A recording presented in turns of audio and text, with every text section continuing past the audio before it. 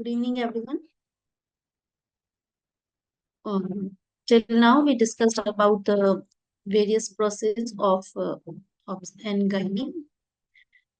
And the thing is that why people come to you for the treatment procedures or for the obstetrics care. You have to give something different other than providing iron, calcium, multivitamins, and with the basic routine examination. You should be aware. You should be aware of normal pathology, normal physiology, anatomy, and any pathology is there. Along with that, you have to provide services which are associated with your field, which are your specialization, which are your unique quality. So today we'll discuss about the specific obstetric care given by the Ayurveda naturopathy. This work is published in International Journal of Multidisciplinary Health Sciences. It's teamwork done by the Department of Stree Rog and Swasthvit from different colleges of Maharashtra. And the abstract is that Ayurveda is considered women as the most important factor in creating the universe. She plays a key role in formation of new generation and great impact on the progeny. And as per Ayurveda, it is said that women being vulnerable and are prone to various diseases. That अवस्था that सुकुमार अवस्था कहा जाता है जैसे वृद्धावस्था उनमें सारे procedures नहीं करते सिमिलरली प्रसूतावस्था that's postnatal and antenatal period is very vulnerable. It is utmost care taking period. So women have various changes during menarche, reproductive period, pregnancy, menopause. So a lot of changes throughout the life cycle of women is there. And among these, motherhood the most important phase in every woman's life. In this phase, she is constantly undergoing through various transformation on physical and psychological level and thus needs special care. Ayurveda is emphasized in protecting women in this phase by following various precautionary measures through diet exercise. तो गर्भिणी परिचर्या एक important topic है आयुर्वेद में जो discuss किया गया है और उसमें different life style and diet related methods involved in. So we just go through the second introduction कि आयुर्वेद में होलसम अप्रोच दिया गया है वुमेन की प्रेगनेंसी पीरियड के दौरान कैसे लाइफस्टाइल चलनी है. Pregnancy care refers to antenatal and postnatal care.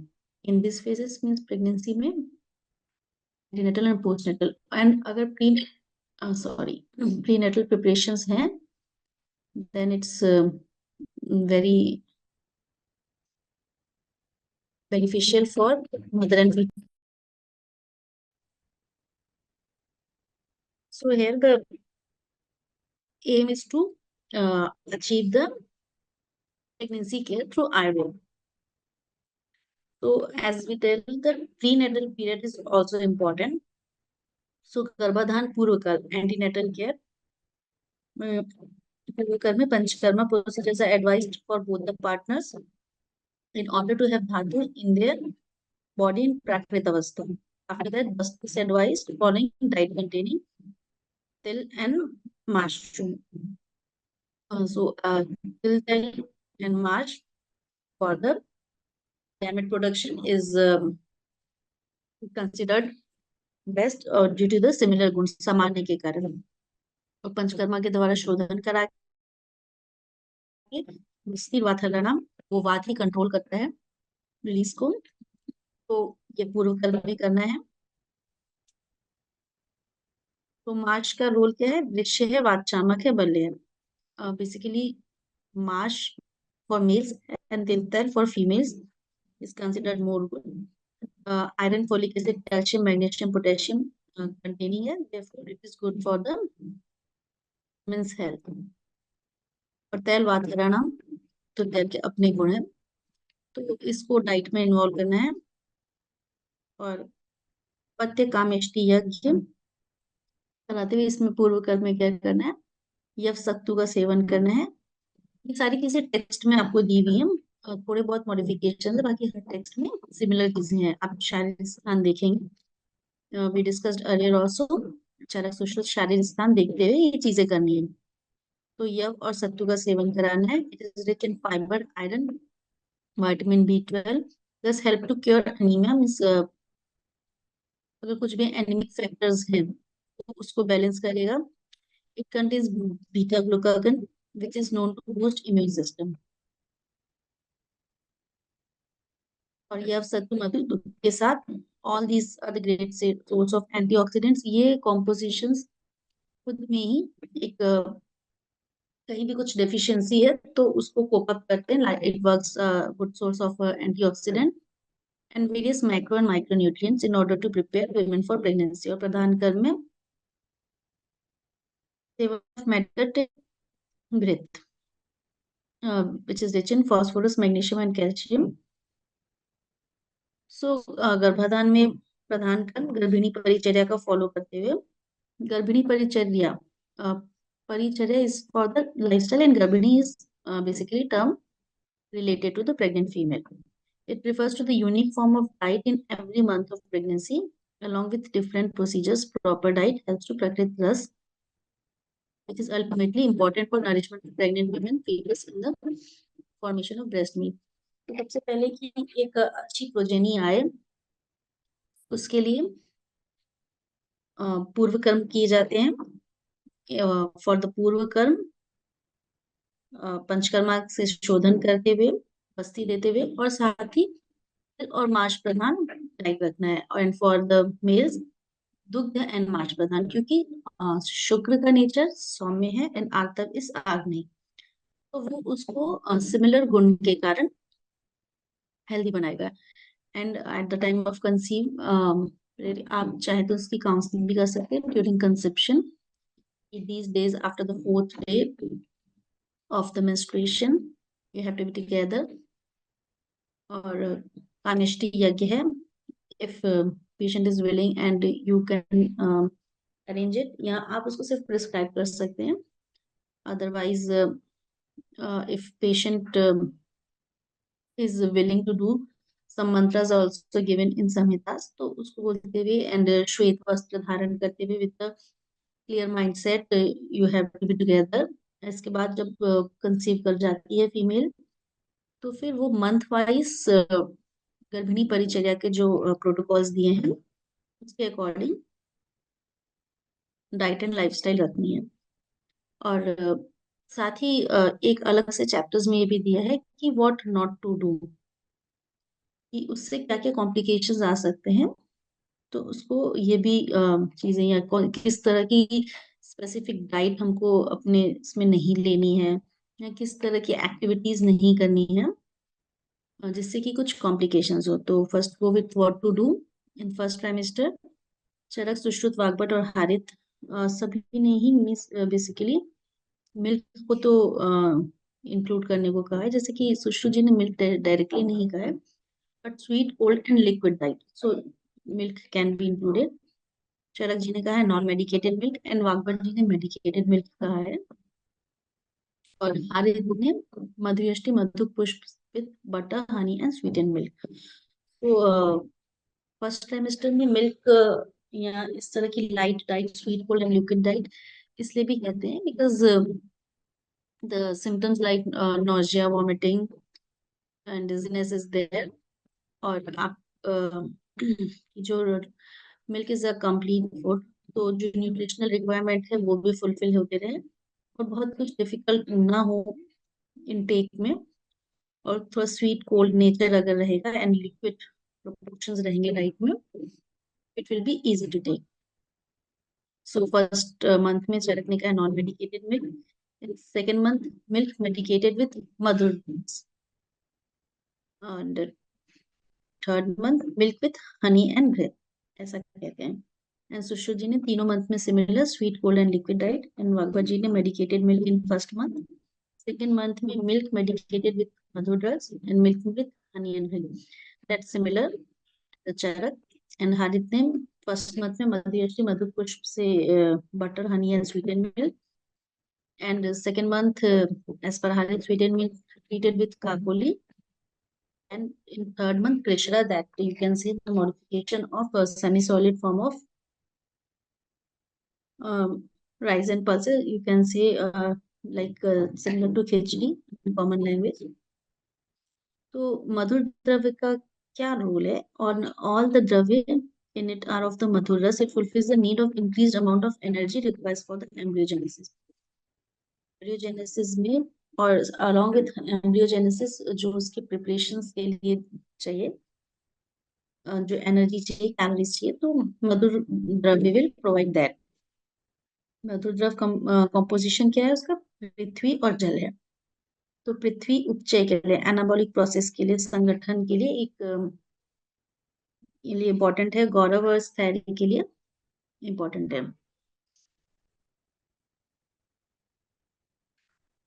तो मधुर रस से एक संगठन और एनाबॉलिक प्रोसीजर्स होंगे, गुरुता और स्थिरता आएगी.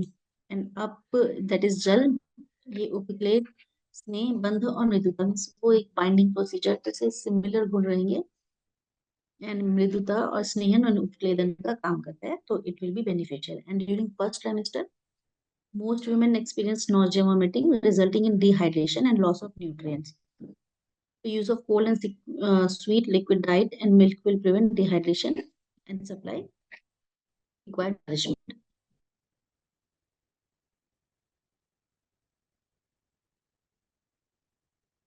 And now come to the second trimester.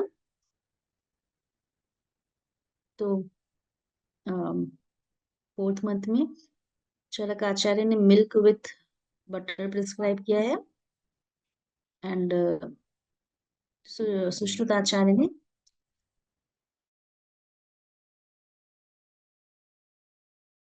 षष्टिक rice, it is special है, विथ कर्ड, टेंटी और pleasant food mixed with butter butter milk. तो नवनीत बटर मिल्क जो तक या कहते हैं उसको, it's the modification of curd, उसमें डाइल्यूट फॉर्म में. इसको षष्टिक चावल के साथ देने को बोला है. And meat of wild animals, जंगल पशुओं का मांस, ये सुश्रुत जी कहते हैं. एंड वागभट मिल्क विथ 1 तोला ऑफ बटर. सो सिमिलर है चरक जी के में, that is milk with butter या मिल्क विथ 1 तोला ऑफ बटर. और हरित कहते हैं मेडिकेटेड कुक्ड राइस देने को. और फिफ्थ मंथ में घृत prepared with butter extracted from milk. Fifth month में घृत कहते हैं. और सिमिलरली वागभट भी घृत prepared with butter extracted from milk. तो चरक और वागभट के थॉट्स थोड़े सिमिलर जा रहे हैं. एंड फिफ्थ मंथ में जैसे कि इन्होंने षष्टिक राइस विथ कर्ड कहा था, similar fourth and fifth month में सुश्रुत जी का सेम है. एंड फिफ्थ मंथ में वागभट जी ने पायस का है. Payas you can say milk and rice pudding kind of.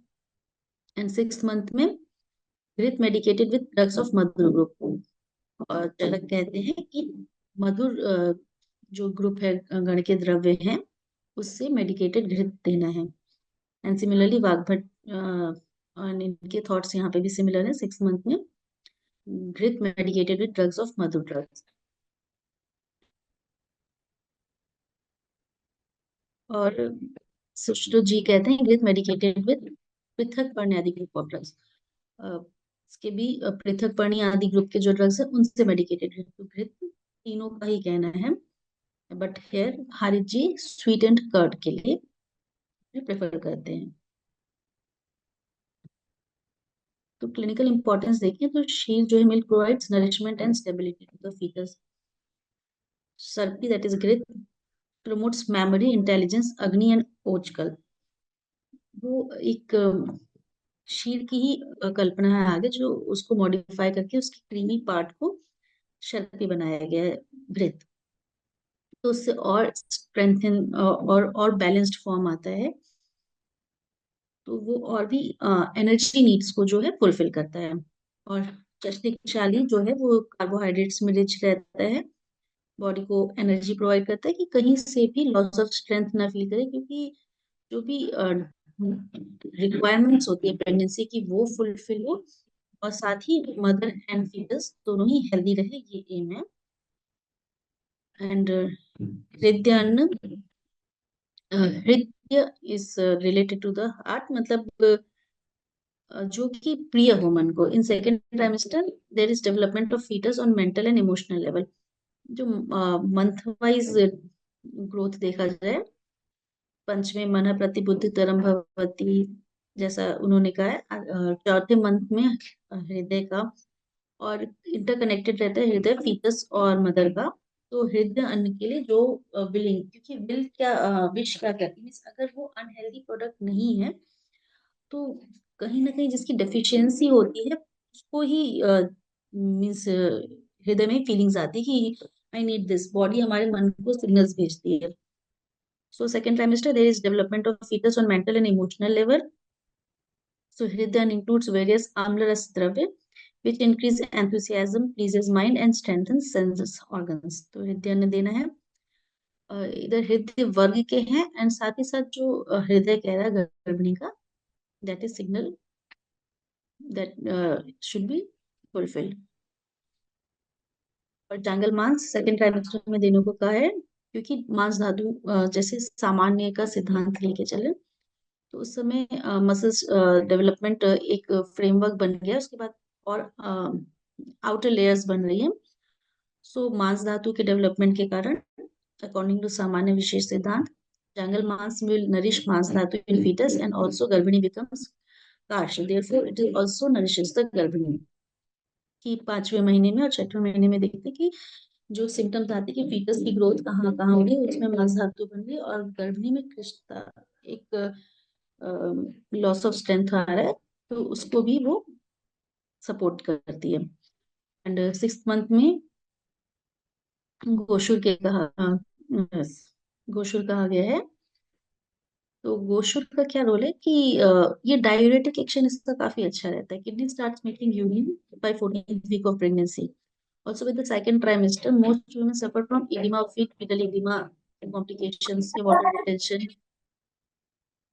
के कंप्लेंट्स अक्सर मिलते हैं। तो अगर गोशुर से मेडिकेटेड दिया जाए, इसके डायूरेटिक एक्शंस अच्छे रहते हैं और वाटर रिटेंशन से भी ये बचाता है, और इससे रिलेटेड जो कॉम्प्लिकेशंस हैं वो भी कम होती है। तो ये दोनों के लिए ही अच्छा है। और नदी की बात करें अगर हम, so according to the modern science, babies digestive system will start to function in second trimester. तो जो मॉडर्न साइंस से भी जो रिसर्चेस हुई हैं, तो सेकेंड ट्राइमेस्टर से डाइजेस्टिव सिस्टम का डेवलप होना ये भी एक्सेप्ट करते हैं।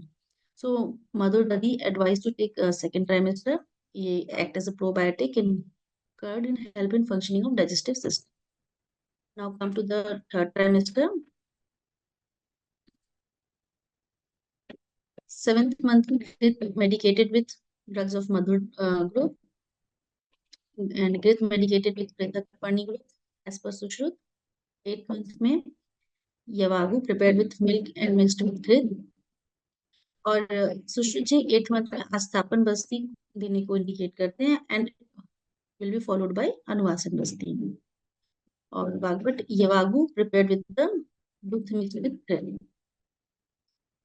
एंड हारिच घृत पाक कहते हैं 8th मंथ में। एंड 9th मंथ में इधर बस्ती जो है सुश्रुताचार्य ने 8th मंथ में कही है, एंड चरकाचार्य ने 9th मंथ में कही है। Anuvasan basti of oil prepared with madhur group vaginal tampons with the same oil. तो मधुर द्रव्य से बस्ती भी देनी है, उसके टैम्पन्स भी, वजाइनल टैम्पन्स भी लगाने हैं। तो इससे क्या होगा कि आपका टैम्पन्स से सर्विक्स सॉफ्ट होगा, एंड नरिशमेंट मिलेगा, एंड बस्ती से भी वायु कंट्रोल में आएगी। तो ये डिलीवरी टाइम क्लोजर आ रहा है, तो वो वजाइनल प्रिपरेशन के लिए just for the delivery it will be helpful. And Vagbhata ji ने भी anuvasan basti of oil prepared with drugs of madhur group vaginal tampons with the same oil ऐसा ही कहा है। और और जी ने 9th मंथ में डिफरेंट वैरायटीज ऑफ सीरियल्स के लिए प्रिस्क्राइब किया है। तो इनकी क्लिनिकल इंपॉर्टेंस अगर हम देखें तो पृथक पर्णी सिद्ध या पृथक पर्णी आदि ग्रुप के जो ड्रग्स होते हैं उनका डायरेटिक एक्शन होता है, एनाबॉलिक एक्शन होता है, और इमेसिएशन को वो रिलीव करता है, और पित्त और कफ को सप्रेस करता है। तो इसका 7th 8th मंथ दोनों में ही सुश्री जी ने कहा था there regular use in 7th month mind help in maintaining help of mother and foetus, और यवागुस तो बल्य होता ही है और बिंगहण भी है। तो it provides nourishment for to both mother and fetus. And Basti, most women suffer from the constipation in the late pregnancy. Therefore, Asthapan Basti administered during the 8th month, which is best for the Vata अनुलोमन and relieves constipation. तो वात कहीं न भी disturb है तो उसके कारण constipation relieve होगी। एंड एज आई सेड, वात अनुलोमन के कारण वो आगे के लिए बॉडी को प्रिपेयर भी करेगा। Besides this, it may also affects the autonomous nervous system governing myometrium and helps in regulating their function during labor. And Pichu tampons of oil in vagina provides lubrication of cervix, vaginal canal, and perineum. This helps in normal labor. ये कहने का मतलब नहीं है कि ये normal labour ही करवाएगा, but हाँ, in the case of normal labor, it will be helpful. This may destroy pathogenic bacteria and vaginal canal and prevent puerperal sepsis. तो इसके जो मेडिकेटेड इफेक्ट्स है तो वहाँ का फ्लोरा भी बैलेंस्ड रहेगा, वेजाइनल कैनाल का पैथोजेनिक बैक्टीरियाज भी वहाँ से मोस्ट प्रोबेबली क्लीन आउट हो जाएंगे, एंड पुerperal sepsis से भी बचाने का काम इसका हो सकता है। And regular use of tampons might influence amniotic fibers governing myometrium in regulating their functions. सो जो मायोमेट्रियम के जो फाइबर्स हैं उसको भी उनके फंक्शंस रेगुलेट करने में गवर्न कर सकता है। And actually these are correlated forms कि ये चीजें यूज की जा रही हैं, बीच में जो भी था इसके डेटा नहीं थे, but now in most of the institutes all the practitioners are using this, और उसके बेनिफिट्स दिख रहे हैं, और उसको अगर मॉडर्न के साथ कोरिलेट करें तो ये यूजेस मिल रहे हैं। एंड वर्क काफी वर्क इस पे हो चुका है, but still we have to give the data for that. तो इसमें जितनी भी चीजें जो है कि might be may be expected करके बोली जा रही है, क्योंकि आपके पास एक क्लिनिकल एविडेंस होना जरूरी है, और उसके लिए आप 2 4 केस के केसेस पे नहीं दे सकते, या एक ही इंस्टीट्यूट केस पे नहीं, वो ब्रॉड लेवल पे वर्क होना चाहिए। And we also have responsibility to do that. So still we can say quite possible, but we are not. We don't have actually we don't have data to show that 100% it is sure. या इसी mode of action से ये work हो रहा है. And now come to the milk and drugs of mother group. They have been advised for entire pregnancy period. तो मधुर द्रव्य और मिल्क ये एनाबॉलिक एक्शन है, कंप्लीट डाइट है, रिक्वायरमेंट्स को फुलफिल करता है। तो ये थ्रू आउट प्रेगनेंसी आप मिल्क देखेंगे, या मिल्क के मॉडिफिकेशंस, या तो आप मिल्क देखेंगे, ग्रिड देखेंगे, दही देखेंगे, नवनीत देखेंगे, तो ये कहीं ना कहीं मिल्क के ही मॉडिफिकेशंस हैं, और साथ में अक्सर ही मधुर द्रव्य उसमें कहीं ना कहीं एडेड है। They have been advised for entire pregnancy period. Milk is a complete food, and the drugs of mother group are anabolic action. Thus, use of these will help in maintenance of proper health of mother and growth of and development of fetus. तो हमने बात की कि complete food है, साथ ही साथ इसका anabolic action है मधुर द्रव्य का, तो ये मदर और फीटस दोनों के लिए ही डेवलपमेंट में हेल्पफुल है। एंड विधिधान ने different varieties of cereals in richer source of proteins. तो ये जो सीरियल्स लास्ट मंथ में हरी जी ने कहा है, तो ये डिफरेंट काइंड ऑफ प्रोटीन्स के सोर्स रहते हैं। अब गर्भिणी परिचर्या क्यों फॉलो की जाए, इसका क्या बेनिफिट्स है? तो ऑल द रूल्स ऑफ गर्भिणी परिचर्या इफ फॉलोड प्रॉपर्ली ड्यूरिंग गर्भधारण and गर्भ प्रसव काल by the women, her coccyx, sacral region, flank and black backbone become soft. तो एक तो देखिए जो डाइटरी रिक्वायरमेंट्स हैं वो फुलफिल हो रही हैं, जैसे कि प्रोटोकॉल में है कि first 3 months folic acid is required, and after that calcium, और उसके बाद आयरन की रिक्वायरमेंट्स पड़ती हैं। आप अगर इसको देखेंगे तो ये प्रोटोकॉल्स को, अगर इन प्रोटोकॉल्स को फॉलो किया जाए तो एंड हेल्दी डाइट प्रॉपर दी जाए और इसके सिस्टम सही है, डाइजेशन सही है, तो इट इज क्वाइट पॉसिबल कि उसकी जरूरत भी ना पड़े, कि जहां जहां जिस सोर्सेस की रिक्वायरमेंट है वहां वैसी डाइट दी जाए कि फर्स्ट 3 मंथ में कि पहले गर्भिणी कुछ ले तो सके, तो उसके अकॉर्डिंग पूरा डाइट चार्ट प्रिपेयर किया गया है, और जो रिक्वायरमेंट्स हैं कि हाँ ग्रोथ भी होती रहे। And in second trimester milk with butter ग्रेथ, तो आपको वो मसल मास एंड इस तरह की ग्रोथ जो हो रही है वो उसके अकॉर्डिंग ही पूरे डाइट में चीजें इंक्लूड की गई हैं, और साथ ही पृथक पानी या मधुर ग्रुप को ऐड कर दिया गया है। एंड थर्ड ट्राइमेस्टर की यवागु को की बल्ले है वो पाक, तो मीन्स जहां जहां जो जरूरत है, अगर आपकी डाइट प्रॉपर है तो काफी चीजें हो जाएंगी।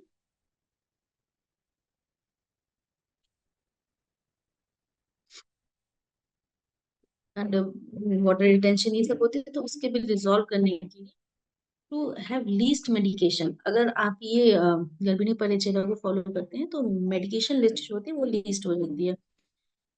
बट यस, इसको फॉलो करना या पेशेंट को समझाना कि किस तरह से फॉलो किया जाए, वो हमारा रोल है। ऑल द रूल्स ऑफ गर्भिणी परिचर्या इफ फॉलोड प्रॉपर्ली ड्यूरिंग गर्भधारण एंड गर्भ प्रसव काल बाय द वुमेन, उसकी कुक्षी जो यूट्रस का एरिया है, सैक्रल रीजन के फ्लैंक्स और बैक सॉफ्ट हो जाती है, वायु का अनुलोमन राइट पाथ में जाती है, feces, urine, placenta are excreted and expelled easily by their respective passages.